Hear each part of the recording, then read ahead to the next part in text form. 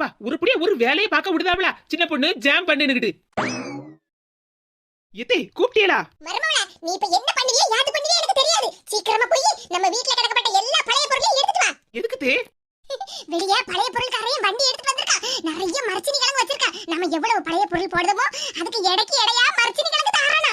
நம்ம வீட்ல வர அன்னைக்கு மீன் குழம்பு வச்சிருக்கோம். மரச்சினி கிழங்கையும் வேக வச்சு மீன் குழம்பு கூட வச்சு தின்னா என்ன ருசியா இருக்கும் தெரியுமா மருமகளா? நின்னுட்டே இருக்காத, சீக்கிரமா போய் பழைய பொருள் எடுத்துட்டு வா. அப்புறம் வண்டிக்காரன் போயிடுவான். மருமகளா, உனக்கு மரச்சினி கிழங்கு ரொம்ப பிடிக்கும்னு எனக்கு தெரியும். அதுக்குன்னு அத்தை இப்படி சந்தோஷத்தோட தூக்குவா.